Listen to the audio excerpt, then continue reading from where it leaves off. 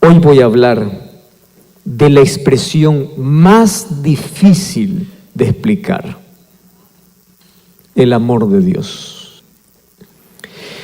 ¿Cómo yo puedo explicar cuánto Dios me ama? ¿Cómo? Hay un lindo himno que dice: si fuera tinta todo el mar, y todo el cielo fuera un gran papel, y todo hombre fuese un escritor, toda hoja un pincel, para escribir, aquí voy a cortar, describir el amor de Dios, ni siquiera eso puede bastar, o ni siquiera eso bastaría. Imposible. Y existen algunas palabras que me encantan cuando queremos definir el amor de Dios. Por ejemplo, ¿qué es el amor de Dios? Y ahí en el diccionario encontramos una palabra que poco se usa, pero es gloriosa, es deslumbrante. Cuando no sabemos qué decir, la mencionamos. Y nosotros decimos así: el amor de Dios es inefable. ¿Quién puede describir lo inefable? Inefable significa algo que no se puede describir. Inefable, suena suave, suena lindo para aquellas cosas que no puedes describir. Su amor es inefable. Otra de las expresiones que aparece para poder describir el amor de Dios es que el amor de Dios es inmedible. Los seres humanos medimos amor porque somos egoístas, ¿o no es así? Yo te amo mientras tú me ames. ¿Crees que no es así? Te hago un ejemplo. Un joven está queriendo conquistar a una señorita. Él expresa su amor. ¿Cómo lo expresa? Chocolates, mensaje de texto, WhatsApp, imágenes, videos, serenatas. Yo no sé si todavía continúa haciéndose eso, porque cada vez está más moderno y cada vez es más digital, ¿verdad? Ya no necesitas charros para una serenata, ahora una serenata virtual. Yo no sé si es lo mismo, pero por ahí va. Antes habían diversos modos de poder expresar el amor. Empiezan, ¿verdad? Los regalos, corazones, peluches. Bueno, ustedes saben todo el asunto. Hasta que se declara su amor. Y si la otra persona le dice no, se acabó. Se acaban los chocolates, se acaban los peluches, se acabó todo. Y antes tú puedes decir yo te amo, y hoy puedes decir yo no quiero ni verte. Porque nuestro amor es egoísta. Y nuestro amor se mide, ¿verdad? Incluso la música secular está lleno de aquel amor barato, de aquel amor con fecha de vencimiento, de aquel amor que causa heridas, de aquel amor que hiere, de aquel amor que decepciona. ¿Qué tipo de amor es el que hoy se proclama? El tipo de amor que hoy se proclama es un amor de hoy te amo, solo por hoy, ¿verdad? Mañana no sé, va a depender de ti. Haces algo, te odio. Tú viste que las canciones hoy dicen te amo, mañana dicen te odio. Y hoy hemos aprendido a usar todo descartable, incluso hacer hasta de nuestro amor algo descartable, hasta del matrimonio algo descartable. Cada vez todo es descartable, ¿verdad? En el sentido de que dura menos. Está hecho para usarse en corto tiempo. Por ejemplo, los televisores, las computadoras, todos los artefactos tienen un periodo de vida descartable. Ahora te funciona, mañana ya no. Entonces tú te vas, compras, lo usas y lo botas. Antes las cosas estaban diseñadas para durar toda la vida. Hoy los focos de luz están diseñados para alumbrar solo una cierta cantidad de horas. Descartable. Tenemos platos descartables, cucharas descartables, vasos descartables, pañales descartables. Aquellos que son un poquito más de la época anterior tenían que lavar pañales, ¿verdad? Ahora ya no se conoce. ¿Quién lava pañales? Existen pañales descartables. Lo peligroso de todo es que hemos hecho también una vida descartable. Y hasta los matrimonios hoy también tienden a ser descartables. ¿En qué sentido? Yo te tomo, te uso, no me gustas, te boto. Descartable. ¿Qué tipo? Entonces, cuando queremos hablar del amor de Dios, nuestra mente no puede comprender. ¿Cuál es la primera expresión que les dije? Inefable. ¿Cuál es lo segundo? Inmedible. Pero hay una tercera para poder definir el amor de Dios, y esta es más inexplicable aún. Es la palabra eterno. Oiga, eso ni usted ni yo podemos comprender. ¿Qué es eterno? Tenemos varios conceptos.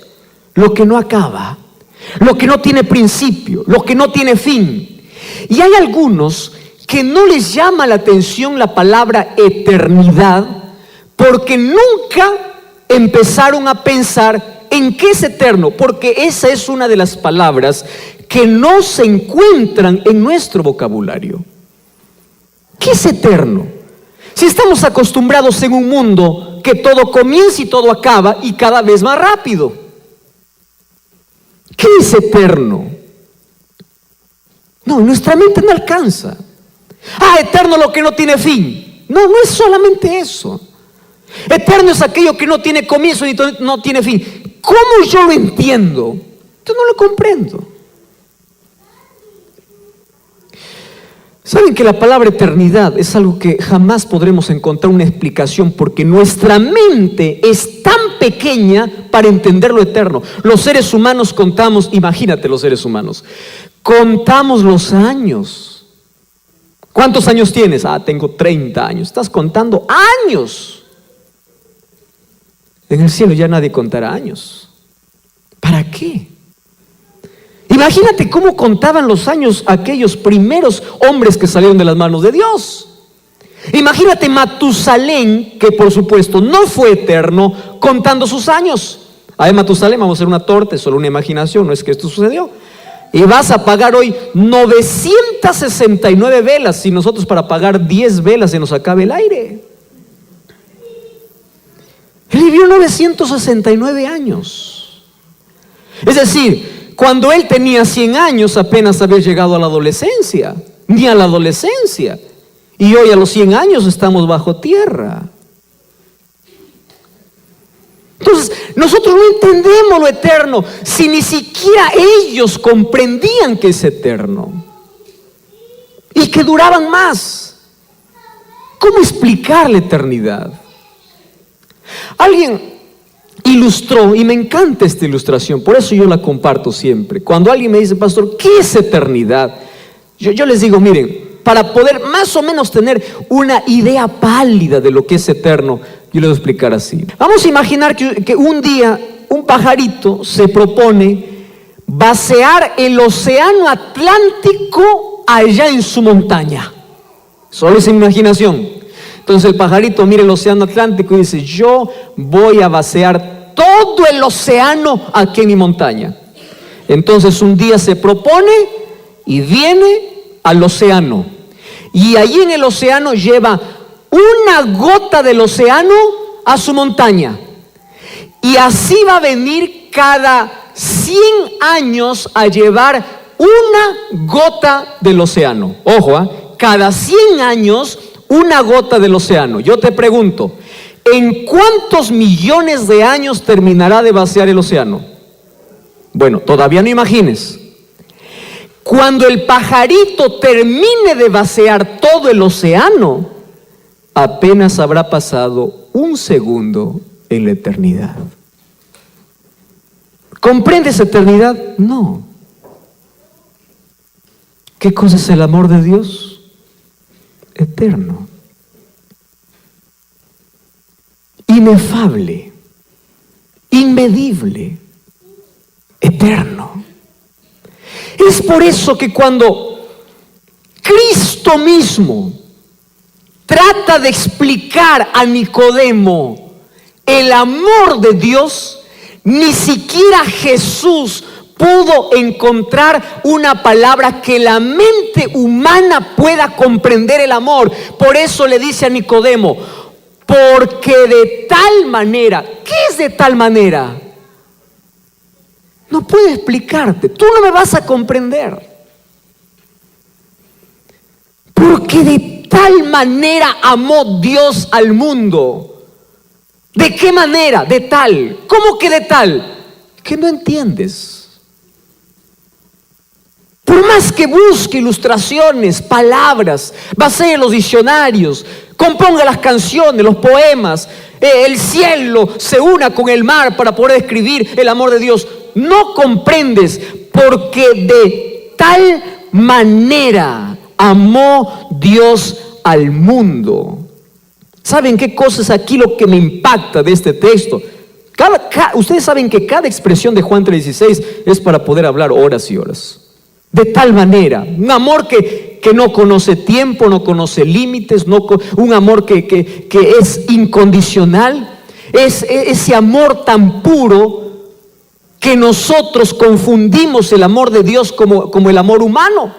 Hay personas que dicen: pastor, yo ya estoy tan hundido en el pecado, pastor, Dios no me ama. ¿Quién te dijo que Dios no te ama? Tú estás pensando que Dios te ama como las personas te aman, y no es así. Dios te ama a pesar de lo que hagas. Por eso es que su amor no se entiende. Tú podrás rebelarte, maldecir contra Dios, quemar la Biblia. Tú podrás negar su existencia. Tú podrás hacer lo que quieras, pero aún así Dios te seguirá amando. Un amor que no conoce conceptos. De tal manera. Y otra cosa que me impresiona es el mundo. Oiga, esto es lo que más puede hoy tocar nuestro corazón. ¿Qué cosa Dios ama?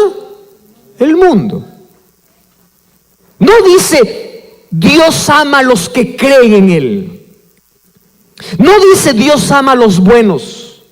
No dice Dios ama a aquellos que van a una iglesia. No. Dice mundo. Usted ya vio cómo está el mundo. ¿Cómo está el mundo? Lleno de homicidas, violentos, criminales. ¿Cómo está el mundo? Lleno de prostíbulos, inmoralidad. Y Dios ama a ese mundo a pesar de inmoral, violento, criminal, porque en este mundo está alguien a quien Él quiere salvar. Ahora mira, cuando dice que Dios ama al mundo, ¿Dios puede amar al mayor asesino de este mundo? ¿Sí o no? Sí. Eso tú no lo puedes entender. ¿Cómo Dios puede amar a aquel que hizo tantas cosas miserables en la vida, que hirió tanta gente, que quitó la vida de personas? ¿Cómo Dios puede amar? Es que eso tú no entiendes, pero Dios lo ama. Ya escuchaste de la oveja negra de la familia. En toda familia siempre una oveja negra, ¿verdad? Puede ser que esté hablando aquí para esa. Te ama, porque para Dios tú no eres la oveja negra. Para Dios tú eres su hijo, eres su creación. Dios te ama a pesar de el hecho de que estés en este mundo. Tú ya eres objeto del amor de Dios. Ahora, Dios ama al mundo, pero salva ¿a quién? Aquel que cree. Wow, aquí cambia el asunto, ¿verdad? ¿A quién Dios ama? Al mundo. Pero ¿a quién salva? A quien cree. ¿Cuál es la tercera lección que aquí me presenta Juan 3:16? Que la salvación es un asunto de decisión. Dios no creó seres humanos programados para obedecer. Dios creó seres humanos diseñados para amar. No fuiste programado. ¿Cómo Dios probaría a todo el universo que el ser humano tiene libertad? ¿Cómo Dios lo probaría? Colocándole una pequeña prueba. Porque es en la prueba donde uno elige qué quiere. ¿O no es así? Por supuesto. Y Dios no le colocó una prueba difícil. ¿Ustedes se dieron cuenta la prueba de lealtad que Dios le dio a Adán y Eva? ¿Por qué Dios colocó el árbol ahí en el centro del jardín? ¿Porque Él quería que ellos cayesen? No. Dios lo colocó porque era la única manera como sus criaturas podían elegir libremente. Era la prueba ante el universo que los seres humanos fuimos creados libres para elegir. ¿Cuál era la prueba? Mira, de todo árbol podrás comer. Ojo, ¿qué cosa dice? Todo. Menos uno. ¿Eso es difícil? No. ¿Sabes qué cosa hubiese sido difícil? Solo de un árbol podrán comer y de todos no. Oiga, eso sí es difícil. ¿No les parece? ¿Cuántas frutas tenía? ¿Cuántas cosas tenía en el jardín Adán y Eva? Tenía todo y todo a su disposición. Solo uno. Era la prueba de lealtad. Uno. No te acerques. Un día, un hombre me hizo una pregunta. Un joven me hizo una pregunta. Me dice, pastor, ¿no le parece que Dios fue muy injusto al sacar a Adán y Eva del jardín del Edén solo por comer un fruto? Y él me hizo pensar. Y él me dice así, mire, yo le voy a hacer una ilustración. Yo tengo una hijita, dice, de 6 años de edad. Vamos a imaginar, me dice él, que yo salgo para mi trabajo y allí en la mesa coloco 5 manzanas rojitas. Y yo cuando me voy, le digo, mira hijita, puedes comer lo que hay aquí en la olla, lo que hay aquí en la refrigeradora, lo que hay aquí, pero no me toques una sola manzana.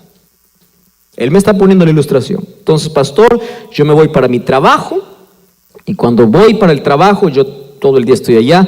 Yo cuando regreso espero encontrar las 5 manzanas en la mesa. Muy bien. Resulta que mi hijita resistió la tentación 9, 10, 11, 12, 3, 4. 1 hora antes que yo venga, ella no resistió y agarró una sola manzana, mordió. Entonces yo regreso, miro que falta una manzana y le digo, ¿qué sucedió? Y ella me dice, papito, mira, tuve hambre. Entonces, mira lo que me dice. Yo como padre, porque amo a mi hija, pastor, yo no lo voy a botar a mi hija. Lógico, ¿verdad? ¿Tú harías eso con tu hija por un fruto? Por supuesto que no. ¿Dios entonces fue injusto? No, ahora te voy a explicar. El problema no era solo comer. Préstame atención. Porque si tú dices que Dios lo sacó solo por comer, no, tienes que ver el trasfondo. ¿Cuál era el trasfondo? Escúchame acá. Ya había un enemigo aquí en la tierra. ¿Quién era? Satanás, Lucifer, que había sido lanzado del cielo con una tercera parte de ángeles, porque ellos eligieron libremente separarse de Dios. ¿Qué cosa era pecado? ¿Recuerdan lo que les expliqué una noche? ¿Qué cosa es pecado? Separación de Dios. Ellos tenían también libertad, por eso es que los ángeles eligieron seguir a Lucifer. Imagínate, Dios no crea seres programados, Dios crea seres diseñados para amar. Muy bien, ahora te hago una pregunta. ¿Por qué Lucifer se rebeló en el cielo contra Dios? Por su orgullo, porque quería el trono de Dios, etcétera, etcétera. Pero hay una sola respuesta. ¿Sabes por qué fue lanzado del cielo? Porque él quiso ser como Dios. ¿Está bien? Muy bien. ¿Por qué Lucifer fue lanzado del cielo? Porque él quiso ser adorado mejor. Él quiso ser adorado como Dios. ¿Correcto? Por eso fue lanzado. Ahora, el querer ser adorado como Dios, ¿qué cosa significa? Sacar a Dios del trono y Él recibir la adoración. Eso significa. Y sacar a Dios del trono significa: yo soy mi propio Dios. Por eso fue lanzado de Lucifer del cielo. ¿Están de acuerdo conmigo? Isaías 14 lo menciona, Ezequiel también lo menciona. ¿Por qué fue lanzado del cielo? Correcto. Ahora préstame atención. Cuando Eva está cerca de aquel árbol, Satanás no solamente va a ofrecerle una fruta, que de paso que es del árbol que Dios prohibió. Satanás viene para ofrecerle su filosofía por el cual fue lanzado del cielo. ¿Por qué fue lanzado del cielo? Porque él quiso ser adorado como Dios. Ahora, vino a la tierra, o ya está en la tierra, y allí a Eva le dice así. Primero, con que Dios os ha dicho, coloca en tela de juicio lo que Dios dice, porque eso es lo que hace el diablo. Dios dice una cosa, el diablo siempre contradice. Dios dice acuérdate, el diablo dice olvídate. Siempre está en contra de Dios. Pero aparte de eso le dice así: el día que ustedes comieren, sus ojos serán abiertos y ustedes serán como, ¿qué le dijo? Entonces, cuando Eva tomó el fruto, ¿qué cosa estaba aceptando? Ser como Dios. ¿Comprendes que el asunto no es un fruto? El mismo problema de Lucifer. Lucifer quiso ser adorado como Dios. Ahora viene aquí a la tierra y le dice: tú también puedes ser como Dios. ¿Por qué entonces Adán y Eva fueron sacados del jardín del Edén? ¿Por qué? Porque ellos pensaron ser como Dios. ¿Tú crees que el diablo cambió de estrategia? No. Todos los seres humanos hemos aceptado su filosofía. Si tú no das el primer lugar a Dios en tu vida, es porque tú te crees ser tu propio Dios. Así de sencillo. Y Dios le dice: el día que ustedes coman, de cierto van a morir. Pastor, pero no murieron. Mentira, sí murió, sí hubo muerte. Solo que en el jardín del Edén hubo una muerte sustitutoria. ¿Hubo muerte cuando hubo pecado? Por supuesto. ¿Quién debía morir? El transgresor. ¿Quiénes eran los transgresores? Adán y Eva. ¿Deberían morir? Sí. ¿Vino la muerte? Sí. Pero en ese mismo día que pecaron, también hubo muerte. Solo que hubo una muerte sustitutoria. Porque cuando ellos se escondieron y se vistieron de hojas de higuera, y Dios los llamó, y ellos estaban vestidos de hojas de higuera, Dios los vistió ahora de pieles de cordero. ¿Sabes qué significa eso? Que por primera vez ellos vieron morir a alguien en su lugar. ¿Quién era? Un cordero. Inocente. ¿Quién debía morir? Ellos. ¿Quién murió? Un cordero. Imagínate el dolor de la primera muerte. Cristo mismo sacrificando el primer cordero, diciendo: esta es la consecuencia del pecado, la muerte, solo que ustedes merecen morir.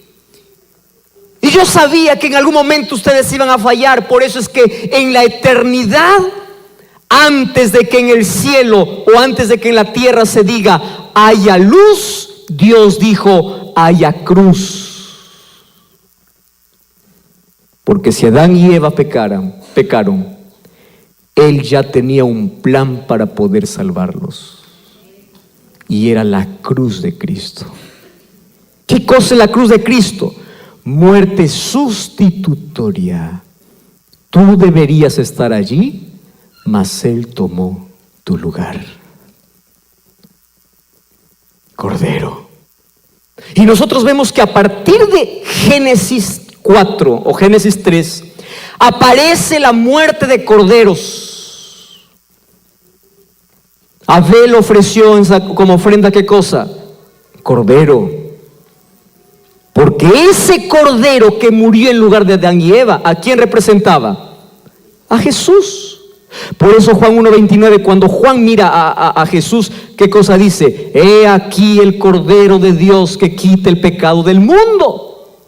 Aparece la historia de Abraham. Un día Dios le dice a Abraham, sacrifícame a tu hijo, si realmente me amas. Y allí él llevó para Isaac, allí al monte Moria. Y cuando estaba por sacrificar a su hijo en fe, en obediencia a Dios, él estaba levantando el cuchillo. Dios le detuvo y le dice, ya sé que me amas, ya sé que quieres hacer sacrificio, pero tu hijo no morirá, porque detrás, ¿qué cosa hay? Un cordero. ¿Quién tenía que morir? Isaac. ¿Quién murió en su lugar? Un cordero. ¿Quién era ese cordero? Jesús. Y un día aparece allí la historia de Dios guiando a su pueblo durante 40 años en el desierto. Y durante todos esos años, según Éxodo capítulo 25, le dice, hagan un santuario. ¿Para qué? Porque allí va a estar la presencia de Dios. ¿Y qué se hacía en el santuario? Sacrificios. ¿Qué cosas se sacrificaba? Todos los días. ¿Qué cosa sacrificaba? Corderos. Si yo pecaba, quiero que entienda la escena, tomaba el mejor cordero del corral, y entraba hasta el atrio, que era el lugar antes de poder ingresar al santuario, que tenía 2 compartimentos, lugar santo y lugar santísimo. El sacerdote me esperaba allí en el altar de sacrificio, se lavaba las manos, me colocaba alguna ropa, porque yo lo iba a ensuciar. Y antes de que yo pueda matar al cordero, a ese corderito inocente, ¿sabes qué cosa hacía las personas? Colocaban su mano sobre la cabeza del cordero y en silencio confesaban sus pecados a Dios y pedían perdón por todos sus pecados. ¿Qué cosa estaba enseñando Dios a través de eso? Que el pecado del ser humano se transfería hacia un animal inocente, y cuando después que él ha confesado sus pecados colocando su mano sobre la cabeza del cordero, entonces el sacerdote le daba un cuchillo, y yo mismo como pecador tenía que sacrificar, matar, asesinar a un cordero, porque ese cordero murió en mi lugar. Yo debería morir, pero él murió inocente. En el calendario divino, esto es lo más asombroso, existía ya un día y una hora para la muerte de Cristo. ¿Sabían ustedes eso? Porque el sacrificio de Jesús en lugar del hombre estuvo planificado antes de la creación del hombre. Es decir, Dios te amó antes de que el mundo fuese creado, y Dios te amó antes de que tú nacieras.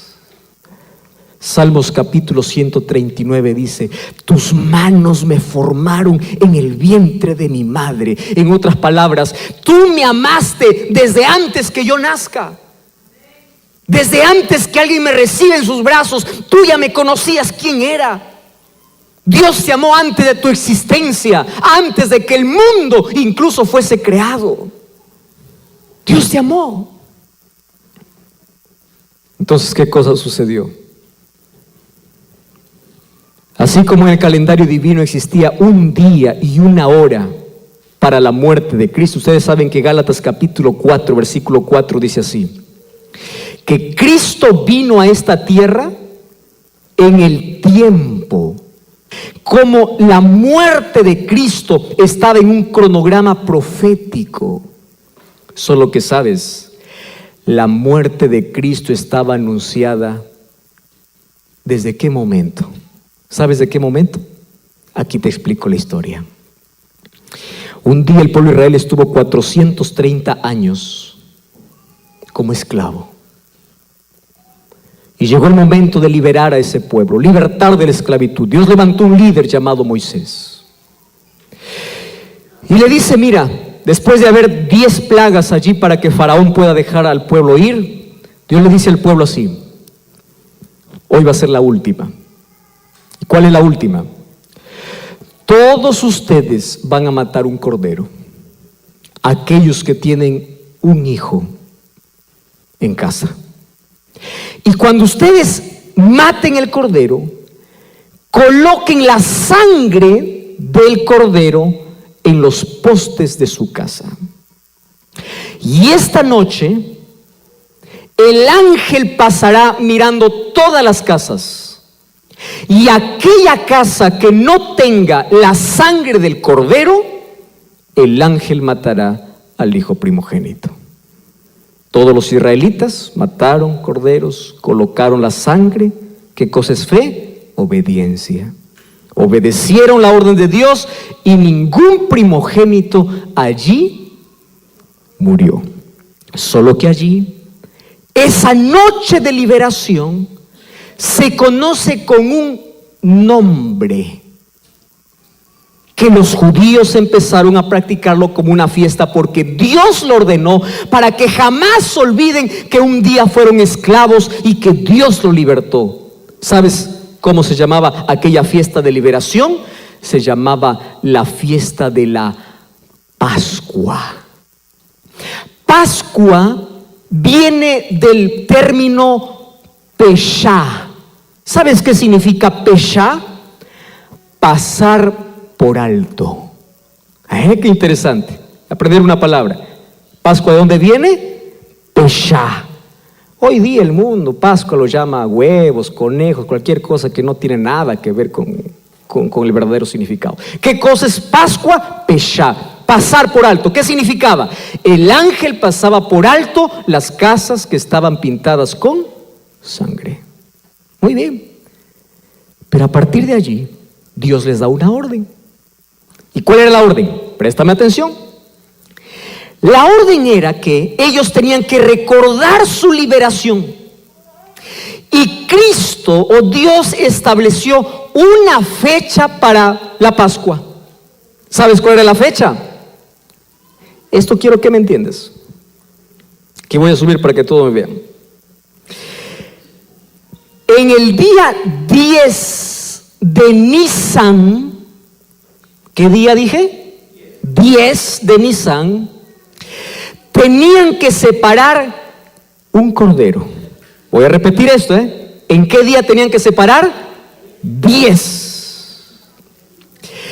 En el día 14, ese cordero tenía que morir. ¿Qué día tenía que morir? 14.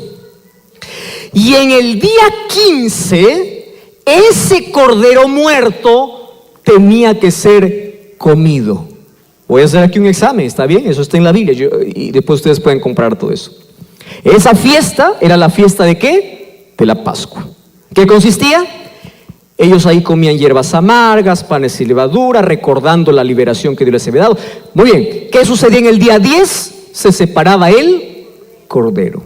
¿Qué sucedía el día 14? Moría el cordero. ¿Qué sucedía el día 15? Era comido el cordero. ¿Lo aprendieron esa fecha? Muy bien. ¿De qué mes dije? Nisan. No se olviden eso. Y durante todos los años, los israelitas, día 10 separar el cordero, día 14 matar, día 15 comer, y de ahí se contaba el primer día hasta los próximos 7 días. Eran fiestas sabáticas, o de reposo, de descanso, o de independencia. ¿Correcto? Recordaban su liberación. Eran fiestas que ellos recordaban la manera como Dios los había sacado. Una vez más, ¿qué día se separaba el cordero? 10. ¿Qué día se mataba? 14. ¿Qué día se comía? 15. Muy bien. Jesús llegó. Escúcheme acá. Jesús llegó. Estuvo 3 años y medio aquí. Llamó a sus discípulos, hizo milagros, anunció el reino de los cielos. Y la Biblia dice: llegó el tiempo. A mí me encanta esa expresión. Y Jesús no subía a Jerusalén, dice, porque su tiempo no había llegado. Pero un día Él dijo, vamos para Jerusalén, porque sabía que su tiempo llegó. Shh, aquí atención. Jesús entonces entra a Jerusalén montado en un burrito. Y en ese día, que se conoce hoy como Domingo de Ramos, multitudes quieren coronarle como rey, colocan sus mantos, colocan allí hojas de palmera y dice, Hosana, Hosana, bendito el que viene en el nombre de Dios, Hosana al Hijo de David. Jesús pasa allí para Jerusalén y después, porque Él huye, porque lo quieren coronar como rey, llora por Jerusalén. ¿Qué día fue? Domingo. ¿Ustedes sabían qué fecha Jesús entró para Jerusalén? Entró un 10 de Nisan. ¿Qué cosa se hacía el día 10? Se separaba, ¿qué cosa? El cordero. ¿Qué día Jesús entró a Jerusalén? Un día 10.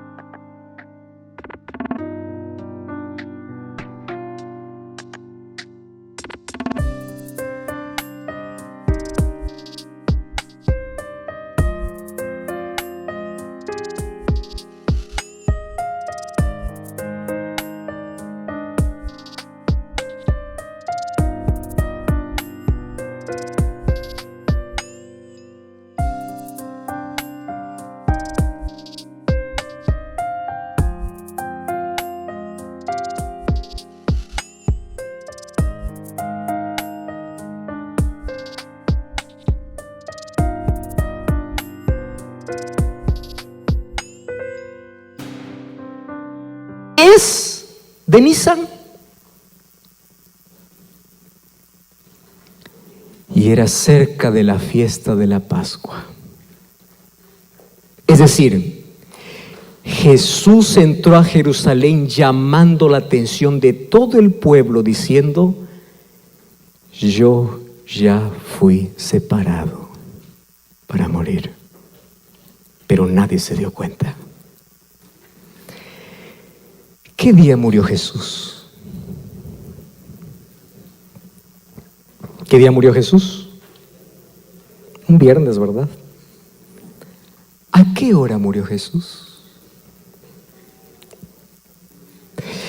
¿Ustedes saben a qué hora se sacrificaba el cordero? 3 de la tarde. 3 de la tarde. El día 10 fue separado. Y el día en que el cordero tenía que morir,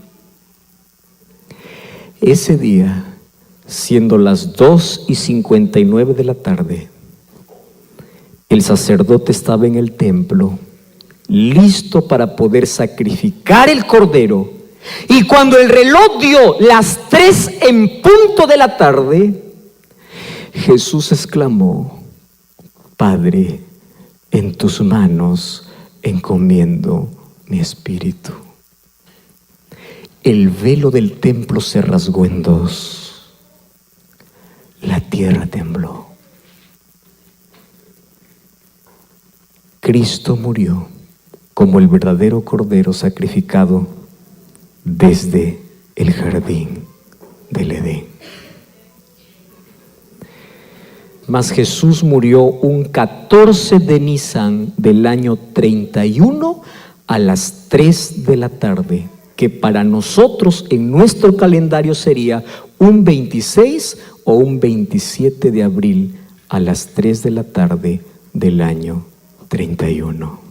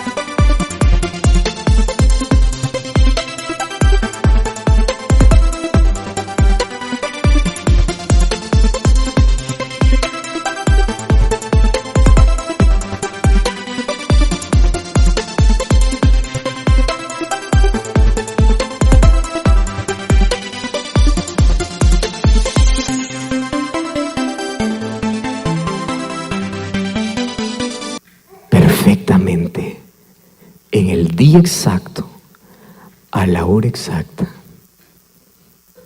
porque Él es el Cordero de Dios que quita el pecado del mundo. Y porque de tal manera amó Dios al mundo.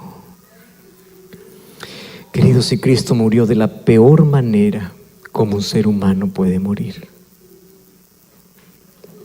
Tú sabes que una de las peores maneras de causar sufrimiento al ser humano era una muerte